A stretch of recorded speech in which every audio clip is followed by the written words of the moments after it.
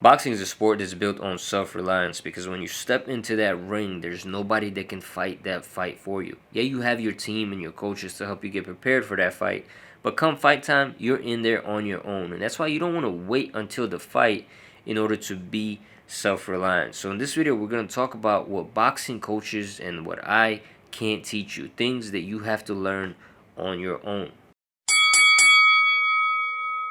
The first thing that I can't teach you, and one of the most important things, is intuitiveness or anticipation. This is one of the skills that you'll have to develop on your own over time. Some guys have that intuition early on. They're just natural born fighters. Some fighters take years to develop it through practice, through sparring, through competing, and learn how to feel their opponent out.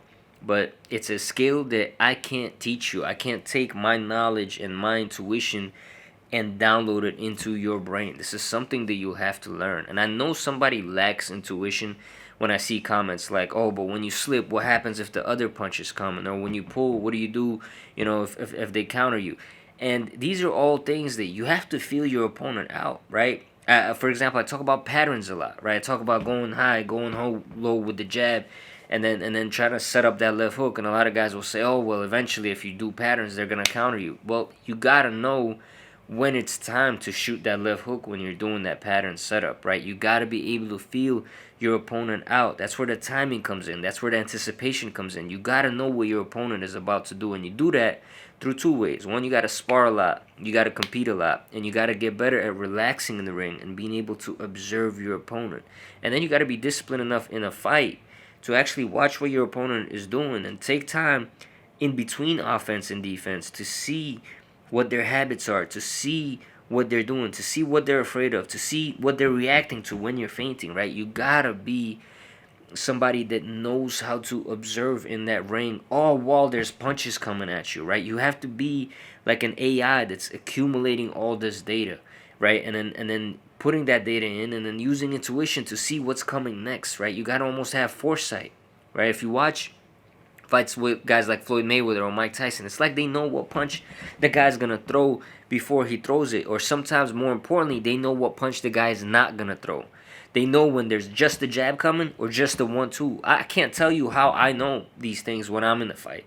When I'm in the fight, I know when the guy's going for a single jab or whether he's going to go for a multiple combination. It's something about the body language, right? It's something about the way he throws a jab when he throws a single jab to the way he throws a jab when I know the right hand is coming, right? What you'll notice a lot with 1-2s, for example, is that the jab will come a lot stronger when it's just a single jab. When it's part of a 1-2, a lot of fighters compromise on the jab when they throw it as part of a 1-2. They don't throw two perfect punches, right? They compromise on that jab. So these are little things that you're going to have to observe about different fighters, and everybody's different. So within each fight, you have to relearn your opponents. You have to take some time to really look at this particular opponent, see what they do well, see what they do horrible, right? And really just learn how to be intuitive, learn how to anticipate. I can't teach you that. I can only teach you how to set up punches. I can teach you how to do counters, but I can't teach you the timing. I can't teach you when to pull it off. You will have to learn that. Which is kind of segues right into my next point, which is reading your opponent. You gotta know how to read your opponent.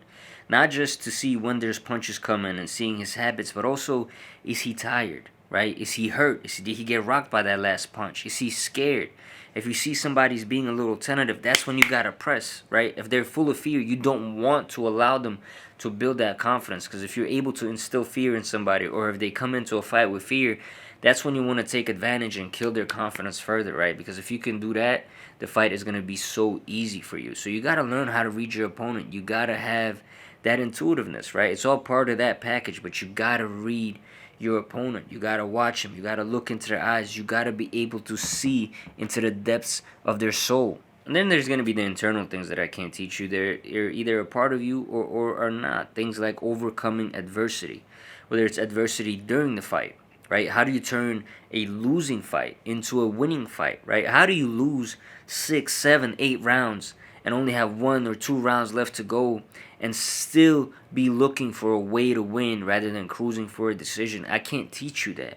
That's something that you got to have inside of you, that will to win, to overcome all odds, right? Even if you're down 11 rounds on the scorecards, how are you going to come out and win this fight with the 3 minutes that you have left?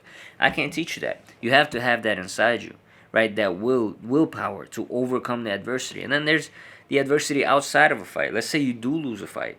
Let's say you get knocked the fuck out. How do you overcome that? Right? Somebody like Manny Pacquiao, who's been through struggles in his life that are so bad, or so tough rather, that a knockout is nothing to him. When he got knocked out by Marquez, he came back the next fight smiling and fighting just like Pacquiao does, right? So how do you do that? That's something that I can't teach you. I can tell you stories about great fighters. I can tell you things that I've done, or things that I think about when I go through adversity. I could give you a great motivational speech. I could even give you some tips on hardening or toughening your mind, which you could actually check out here. But I can't actually make you become that person. I can't put you through adversity and help you fix it. I can't help you deal with overcoming that angst and overcoming that depression that comes with losing, or losing your self-worth in the process of a loss, right? I can't teach you these things. These are things that you're going to have to overcome yourself. Boxing is a lonely sport. You have your team around you, but at the end of the day, you are the only person that has to fight that fight. And I can't teach you how to do that in training either, right? I can't teach you to dig deep and push yourself the extra mile. When I'm telling you, hey, do 50 push-ups, you gotta be able to have that thing in your head that says, let me do 10 more than he says. If I assign you to run 4 miles, where's that thing in your head that's gonna go, I'm gonna run 5 miles, right? Because all the other coaches are probably telling their students to do the same thing, so I'm gonna do more. I'm gonna do more in order to be more prepared than all these other guys. Never be on the same level of the guys that you're training with. Fuck that. If you're trying to be the best, you got to do what the best do, which is work overtime all the time. And that perfectly sets me up for my last point, which is I can't teach you discipline. I can't make you do the work. I can tell you exactly what to do. I can give you the whole game plan. For Christ's sake, we have legends on legends who gave us the whole game plan. We know what we're supposed to do, especially as fighters. We all know what we're supposed to do. It comes down to you whether you want to do it or not, whether you're going to do that extra little bit, right? I can't teach you that discipline. And it's not just discipline on what to do, it's discipline on what not to do, right? On not going out with your friends, not drinking, not partying, not smoking, right? Taking care of your body, putting the right foods into your body, going to sleep at the right time, and prioritizing sleep. If a girl's calling you to go see her, you don't go see her. You say, hey, I got to get my 8 hours in. I got to get my 10 hours in. I need my body rest so I can be sharp for practice tomorrow, so that I don't get injured and get delayed off of practice for a couple weeks, right? You got to be sharp, and you got to be disciplined about everything that you do. If you really choose to be a fighter, this is a full-time job. You have to eat it. You have to sleep it. You have to breathe it. You have to live this shit from sun up to sundown. It's not just training hard. It's far from just training hard. It's about taking care of your mind, taking care of your body, and developing that discipline throughout time. And I can't do that for you. I can't do the work for you on any end. The internal stuff, the external stuff, I can't do any of that work for you. It's all on you to do it. I've been blessed that boxing has taught me many valuable lessons. It taught me discipline, and it showed me that when I didn't put in the work, I got my ass kicked. And when I did put in the work, I kicked a lot of ass. It's a perfect metaphor for life, right? From the adversity that you face, from the self-improvement that you have, right? Everything itself correlates to life directly. And that's why if you're a fighter, you have to put in the work. Everything I've learned from being a fighter, I now apply it to entrepreneurship. I now apply it to every single thing that I do, even shooting these videos, right? I try to improve the content constantly. I know the first couple videos I shot were shit. They're still kind of shit, but they're getting better, right? And you apply that logic to everything that you do. You have to constantly seek to improve. You have to constantly seek to outdo your competition and outdo yourself, right? If you do that, you will eventually become the best. And as much as I want to, I can't teach you that. It's on you to be the best fighter that you can be. As always, hope you guys enjoyed the video. If you did, hit all those YouTube buttons to help this channel blow up. I'm Sean Brawl Brothers, and I'll brawl with you guys next time.